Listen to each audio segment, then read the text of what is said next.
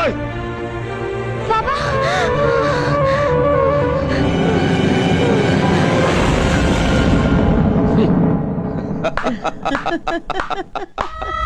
শাবাশ, wonderful.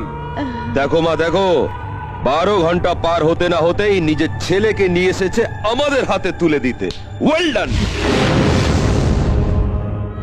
মেয়ের জন্যে ছেলেকে বলিদান, বা ইতিহাসের পাতায় তো তোমার নাম উঠবে।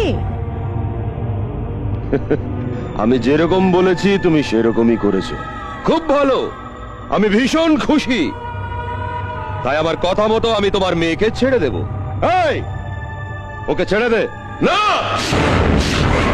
আমার মেয়েকে ছেড়ো না। আমার মেয়েকে নিয়ে যাবার জন্য সূর্যকে এখানে আনিনি, এনেছি তোদের মৃত্যু ঘন্টা বাজাতে। আমি মেয়ের জন্ম দেওয়ার আগে একটা ছেলেকে জন্ম দিয়েছি। ও জানে কি করে ওর বোনকে বাঁচাতে হয়। বাবা, ইন্দ্রনাথ, এই সূর্যের তেজ তোরা জানিস না। এই, চিৎকার করবি না।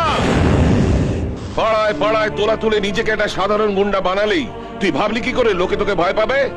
সবাই জানে তুই অসৎ।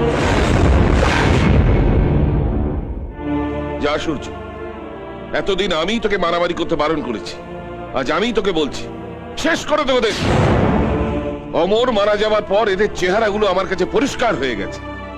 তবুও আমি চুপ ছিলাম, কিন্তু ও যখন টিনার সম্মানে হাত দিয়েছে তখন আমি বুঝতে পেরেছি বুড়ো বাপটার যদি এই অবস্থা হয় তাহলে ভাইয়ের কি অবস্থা হতে পারে। যা সূর্য যা, তোকে আমি স্পোর্টসম্যান করতে চেয়েছিলাম, আজ জীবনের মাঠে সেরা দৌড়টা জিতে শিলটা জেত।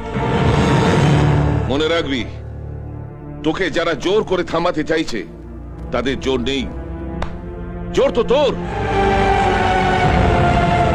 তুমি যাও বাবা, আমি টিনাকে নিয়ে আসছি।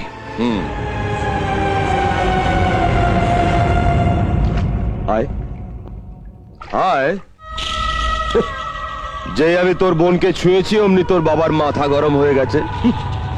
এখন শুধু আমি নই, ওই জোর করে এখানকার সবাই তোর বোনকে ছোবে। এই, পারিস তো আটকা। এই,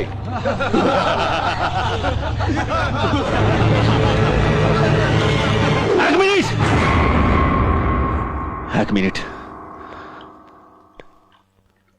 এতদিন আমি মারামারি করতাম বলে বাবা আমাকে বারণ করত, মা বাধা দিত, কিন্তু আজ বাবা তোদেরকে মারতে নিজে আদেশ করে গেছে। মায়ের দিব্যিকে বলছি, তোদের সব কটাকে মেরে মেরে পিস পিস করে ফেলবো।